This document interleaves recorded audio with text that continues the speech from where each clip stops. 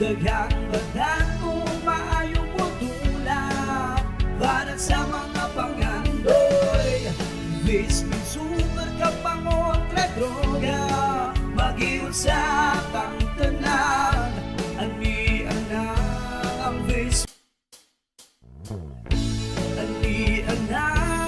VisMin Supercup para sa atong tanan. Daghang badan kung maayong putulak para sa mga pangandoy. VisMin Supercup ang kontra droga, mag-iusap ang tanan.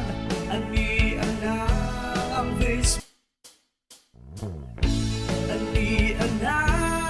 VisMin Supercup para sa atong tanan. Daghang badan kung maayong putulak para sa mga pangandoy.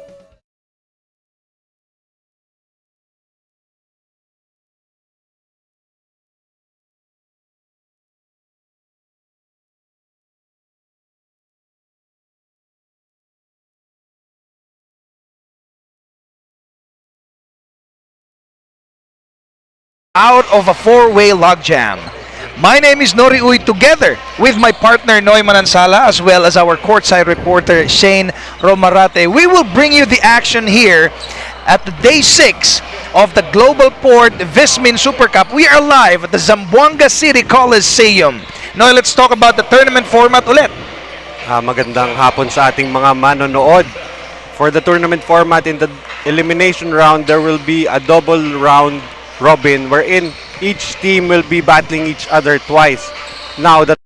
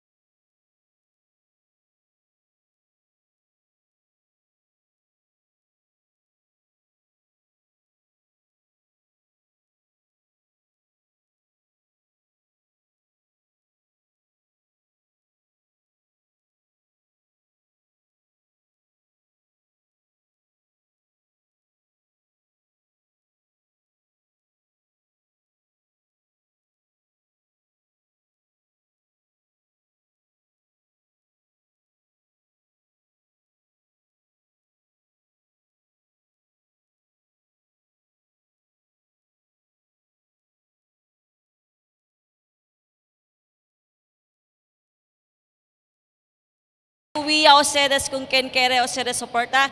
Aki lang sa siyempre na Global Port Pilipinas VisMin Supercup. Turning over now the time to our venue announcer for the start of the game.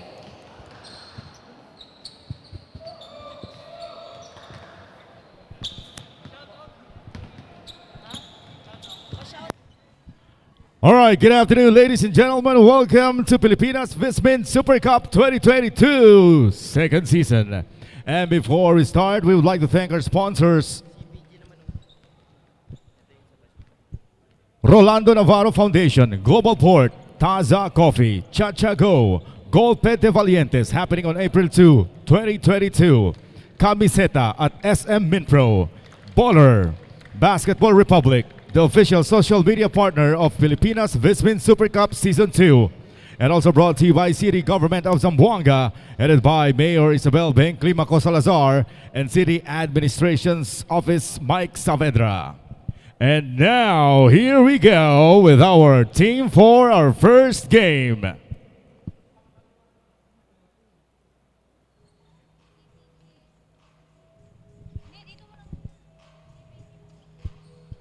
between CPG Bohol Dolphins and McPhee Basilan Golden Lions.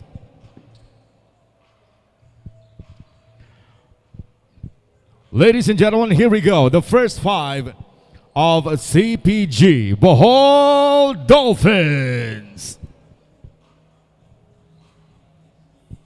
First, wearing jersey number 6, Lester Reyes.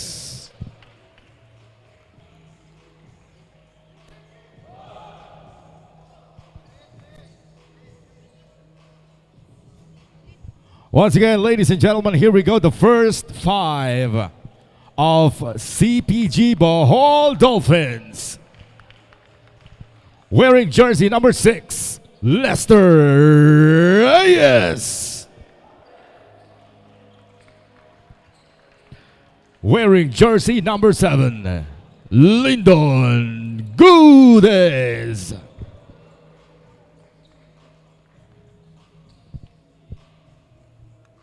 And at jersey number 8, Christopher Masaglang. And at jersey number 14, Joel Gonzalo.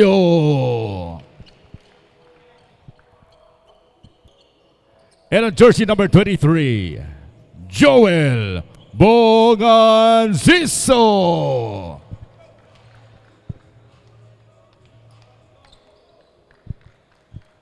Together with their coaches, Edsel S. Valiena, John Abad, Eds Daniel Valera, and Bong Vistal. And now, let's meet our McPhee Basilan Golden Lions.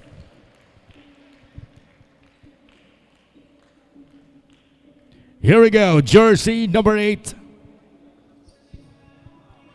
Geoffrey Akain.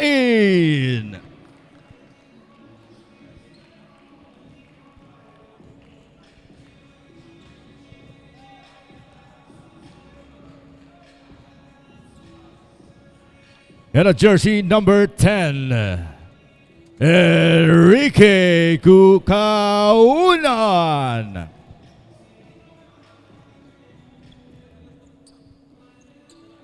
And a jersey number 30, Kim Justin Sige.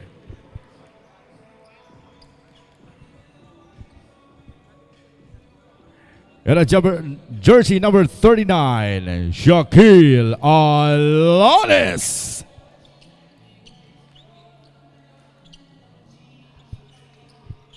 And here we go, jersey number 35, Mustafa Arafat.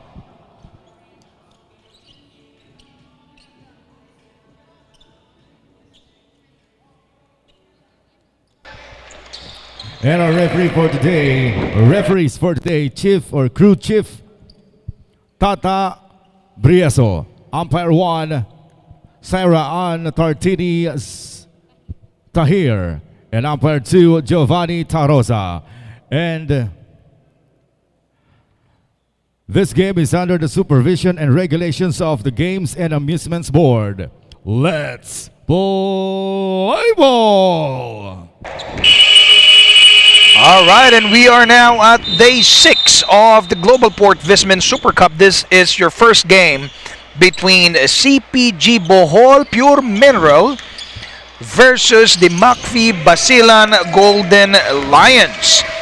Para sa Pure Minerals, their first 5 on the court is Joel Boganciso, Joel James Gonzalo, Lester Reyes, Lyndon Gudez, and Christopher Masaglang. At para naman dito sa mga nakadilawang kanilang first 5 ay itong si Geoffrey Akain, Kim Justin Sige, Shaquille Alanis, Kaunan, and Arafat. And before we get into the in-game commentary, we'd just like to thank our sponsors, Global Port, Rolando Navarro Foundation, MLV, Go for Gold, MDC Sports, Taza Coffee, Chachago, Camiseta, at the SM Minpro, Baller, and Basketball Republic, the official social media handler of this tournament.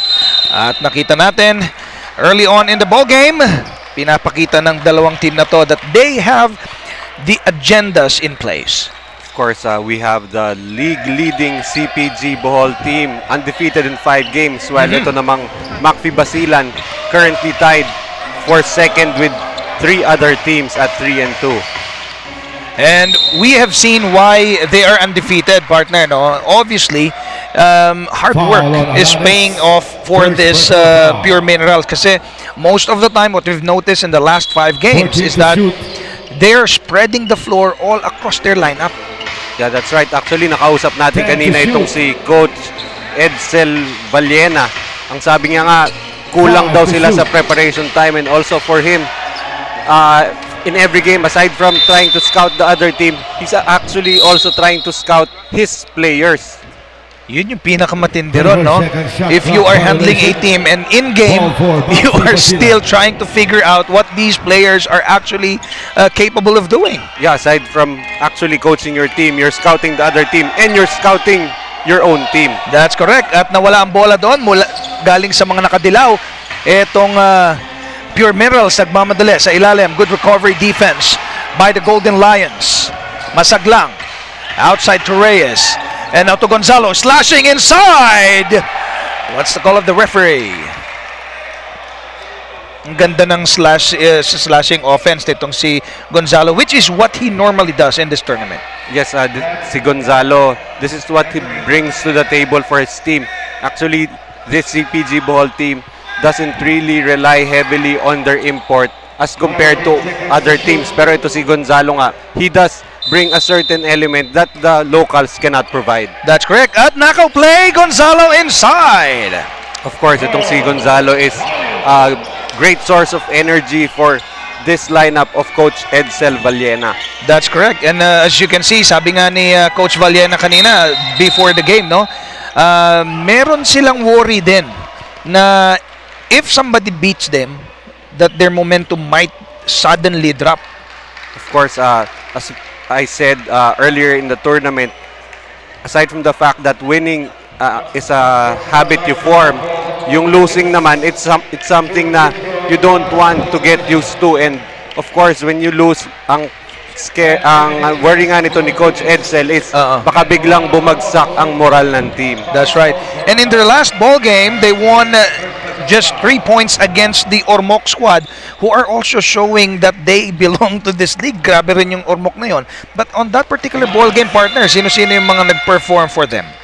Actually, the person who led them in scoring was Nico Panganiban. Nico Panganiban usually checks in somewhere in the middle of the second quarter. But still, he was able to produce this match, 23 points. Grabe. But it was, I think, the game-long brilliance and hard work of Lester Reyes, who finished with 15 points and 11 rebounds. And That's of course, they were backstopped by itong katag team ni Nico Panganiban for scoring si Kenny Rogers Rukakurva with 13 points and giving 4 rebounds and 5 assists for his team. Yeah, and Lester Reyes, talking about him, he's normally one of those guys na ina-assign nila, no, para bumantay sa mga import ng kalaban nila. Yeah, and in this case nga, he will be facing Mustafa Arafat. Mustafa Arafat doesn't necessarily play in the post. Medyo mas mahirapan dito si Lester Reyes because he has to defend Arafat from the perimeter also. As Reyes puts that out, misses. Kaunan with the board for the Golden Lions. Akain setting the play. Arafat way outside for that screen. Si Sige may tanga ng bola. 7:26 in the ball game. Sige for 3, misses. Rebound secured by Gonzalo. Of course, that's a shot that we've seen this guy Sige take in every ball game, yung mga malalayong 3-pointer na yan. Oo, si Orbeta checking in this ball game this early. Now masaglang jumper. Merong magandang kwento sa atin kanina si Coach Edsel also. Ito si Masaglang at si Landicho. They went to the practices and first time nila nandun, they were taking videos. Of course, for any coach, ayaw mo naman na may nagvi-video until eventually he found out that these guys were actually his players. Yung mga nagvi-video pala ay first time din niyang makita kasi. Oo. Yung mga players na yon. But he appreciated that these players even if hindi pa sila nag-ensayo, they were taking videos just Yeah. so they could review it when they go back to their hotel rooms. Noy, how difficult it is in your experience, no, coaching a squad? How difficult it is, or what's the impact na lang? What's the impact if you know your players way ahead before the tournament? Of course, that's one less thing to worry about because you'd want to know what your players will bring to the table, and usually it doesn't take just one practice, two practices. It takes usually months for you to actually figure out how to implement these players into the system that you are running. Right. So obviously, we're talking about the pure minerals right now kasi they're the apple of the eye ng liga ngayon because they're unbeaten. So we will talk about them more. They have the media mileage, obviously. Pero it seems to me that Coach Edsel is doing something different kasi they remain unbeaten.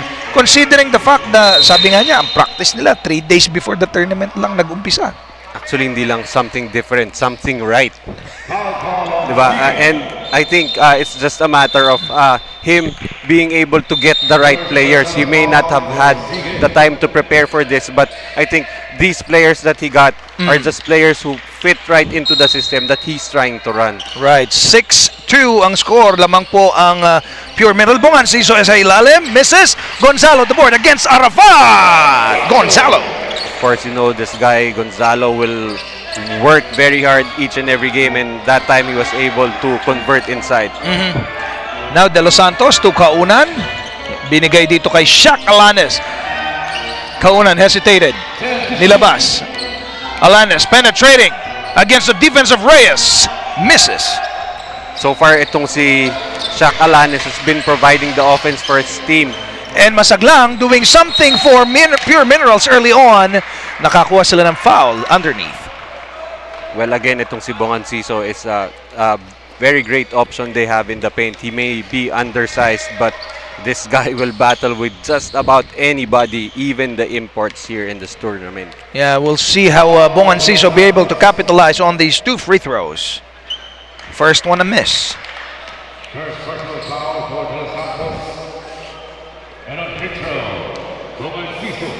5:20, 6-point lead being enjoyed by the squad from Bohol. Make that a 7-point lead. Now De Los Santos, the floor general in this possession, to Arafat from the outside against Reyes, against Gonzalo.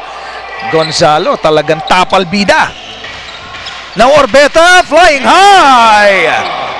Napakarami talagang weapons itong CPG Ball. On that play, it was Gonzalo providing the defense, and then it was Orbeta in the fast break. Right, ngayon, Kaunan, umilalim, mag-isa!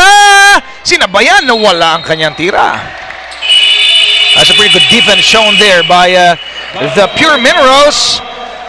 Mandatory timeout, 11-2 ang score, lamang po ng siyam. Ang mga taga-Bohol. We will be back.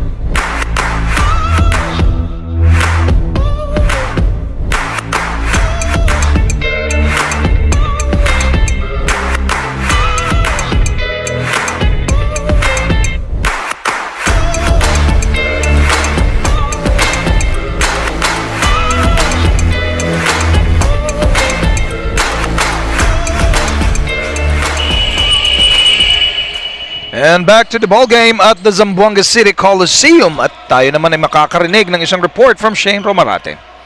During the huddle, I asked Regan Santos of Macfi Basilan kung anong adjustments nila nung pagpasok ng third quarter because they rallied 15 points in favor of S&D. Santos said, nag-usap kami as a team na higpitan palalo ang depensa, while Shega also shared na binigyan siya ng malaking kumpiyansa para tulungan sila Alanes and Kuwanan to take over the second half. As for Arafat, Today will be their first heartbreak. While Coach Edsel still reminded his team not to be too confident despite the Nolas record, it could be their downfall. Basta open, take those shots. Noy?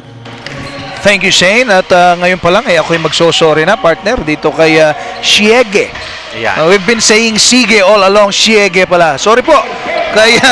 Kay Kim Justin Shiege. We'll correct that moving forward. At itong si Sombero, who's a steady player for the Basilan squad, misses on that attempt. Gonzalo, nagmamadali for the blue team. I think the yellow team is very wary of Gonzalo trying to penetrate. And that's a good! Grabe ang pagkakagawa ni Gonzalo doon. That was against very good defense from Mustafa Arafat. Akala mo hindi papasok pero naipilit ni Gonzalo yun. Now Arafat, sinusubukan ang depensa ng mga naka-blue, misses. Arafat sinusubukan bumawi that time. Orbeta, dinerecho. A little bit of hang time there for Orbeta. That's his second successive shot na talagang hang time. Pinapakitaan tayo ng kanyang athleticism. De Los Santos to Kaunan for 3. Short. Masaglang. Started very strongly. That's a good anticipation by Kaunan. Now, Shaquille Alianes. Inside against Gonzalo. Got a foul. And one. Itong si Shaq Alanes, actually, this guy is very good in drawing fouls. Actually, minsan pag pinapanood ko to, parang naiisip ko si James Harden dahil kaliwete. Oo, tapos yung built ng katawan niya, no? Parang tangki din.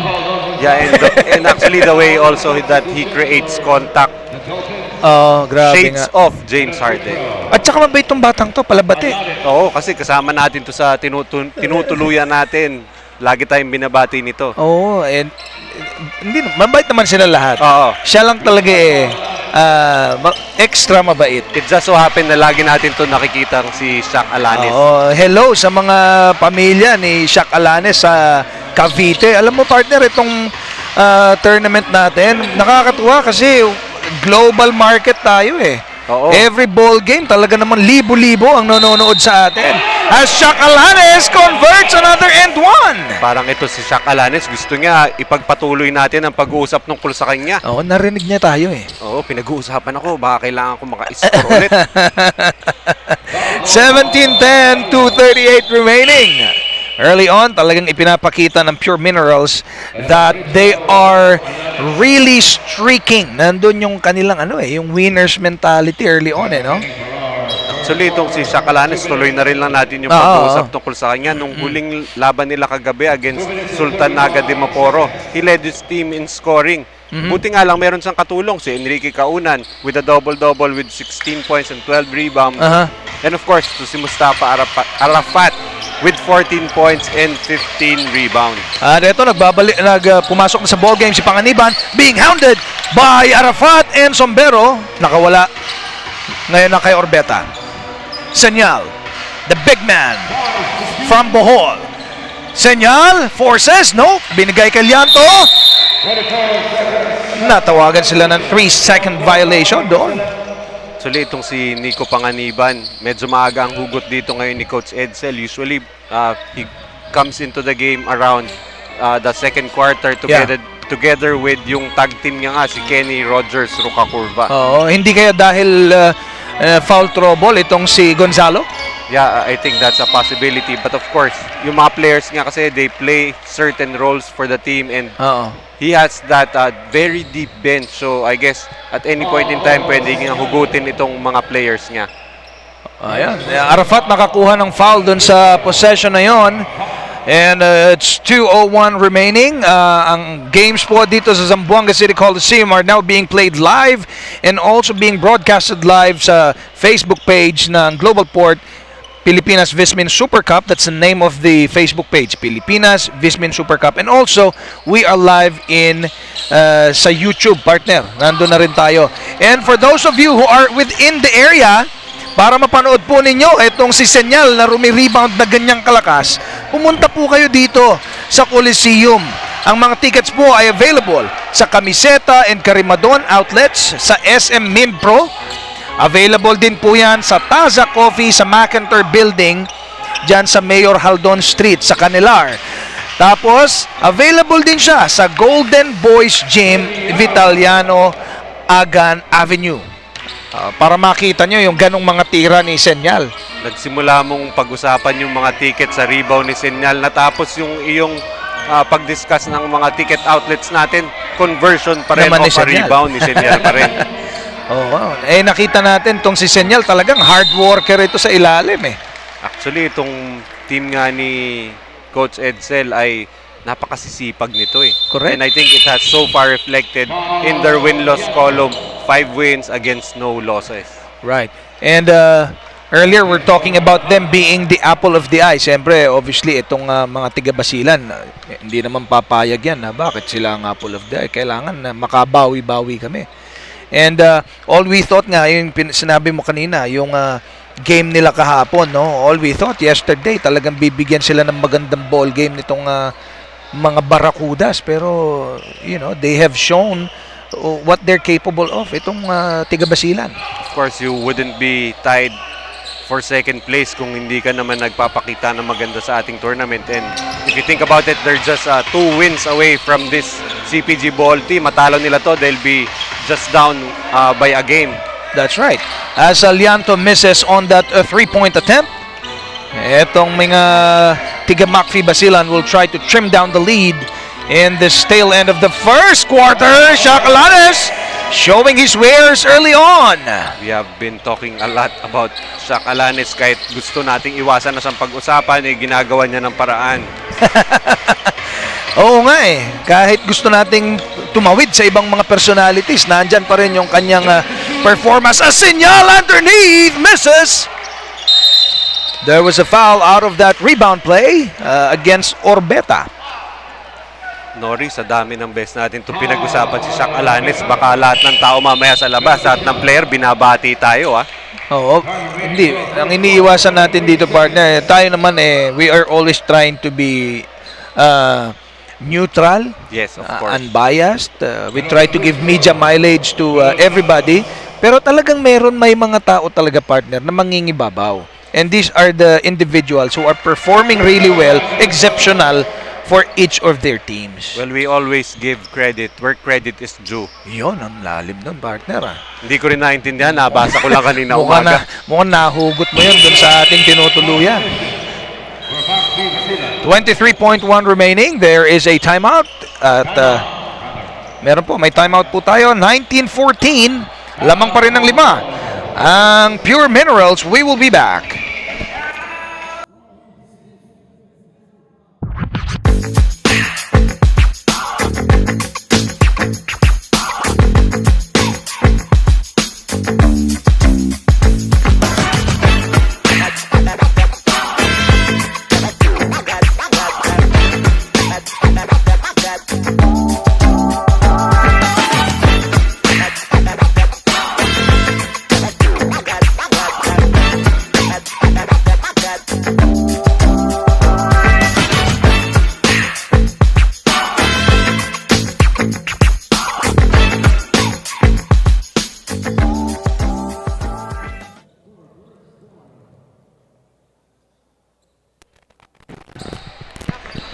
And we are back in the ball game.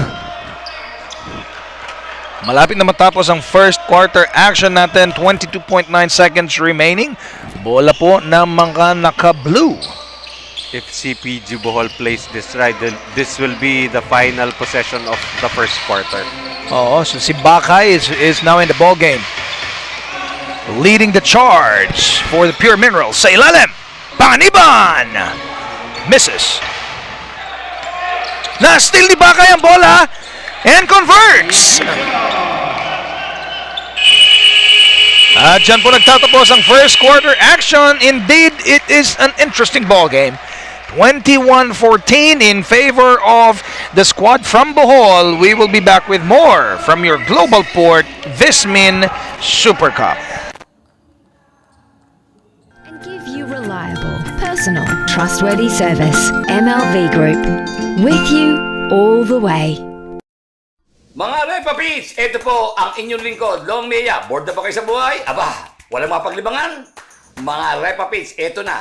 Sure, kakalabog ang dibdib nyo. Try nyo lang maglaro ng Go for Gold Scratch Cards. Pwedeng manalo na hanggang 1,000,000 pisong tumataginting.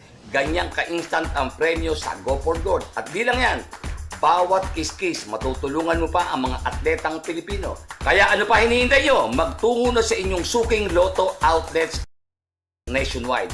Go for Gold, produkto ng Philippine Charity Sweepstakes Office. Go for Gold is scratch cards available in 20 pesos, 50 pesos, and 1.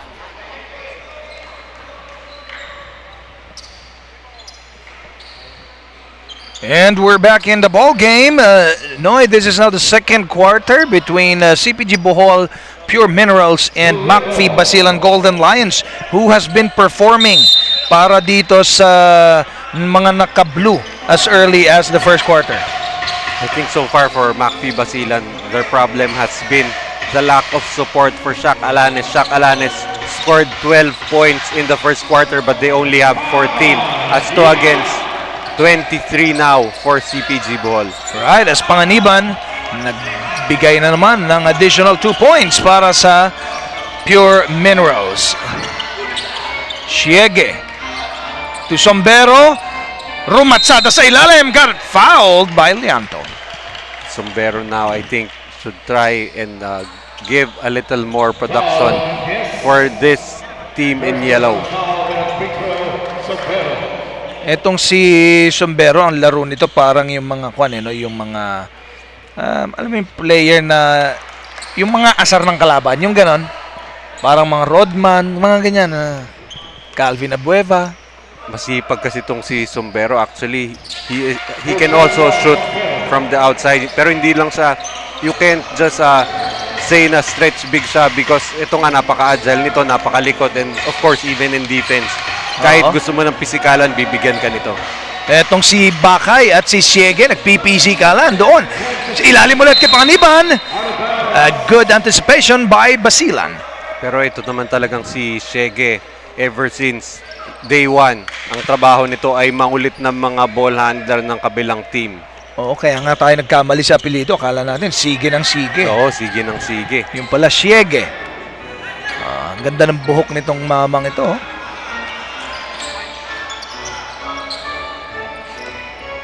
Ngayon, that's Akain against 2 guys. Binigay kay Sombero, nilabas. Stolen by Panganiban, nagmamadali. Para sa Pure Minerals, Panganiban! Easy 2 for him. This is nothing new for itong batang ito, si Nico Panganiban. Talagang trabaho nito is to attack the basket. But of course, meron rin doon tira sa labas. At itong si Santos, nagbabalik nga para dito sa mga nakadilaw. Nilabas, Akain for 3! Bullseye! So right now, itong mga players ng Macfi Basilan, nagsisimula na silang magtulungan para naman madagdagan ang kanilang mga puntos dito sa larong ito. Panganiban ulit, sineset up sa ilalim. Pero nawala. Nagkaroon ng miscommunication. Hindi masyado maganda yung entry pass doon. Of course, Nico Panganiban was trying to post up itong si Regan Santos having the size advantage in that situation. Pinakapitalize talaga nila yun no?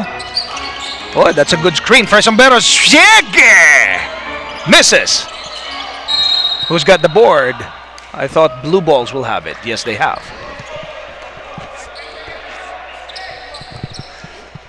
The possession will go now to the blue shirt. Ngayon, itong si Lianto.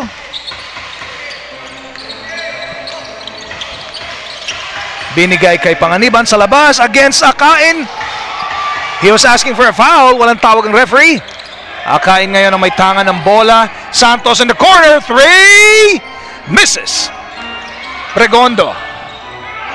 Akain. Now Sombrero will try his own luck. No luck at all. Kakasabi ko lang kanina na stretch big ito, pero during that time, Sombrero missing that outside shot. At ito na nga, ang matigas na mama ng Pure Minerals. Spin move against Sombero. Binigay sa ilalim. Nunez converts. Itong senyal, you can just limit him. I mean, when he's posting up, he's not necessarily looking to score. If any of his teammates make themselves available, he is more than willing to give out that drop pass. And now the Pure Minerals will try to extend the lead to double digits if Nunes will be able to convert this free throw. 7:27 remains in the second quarter.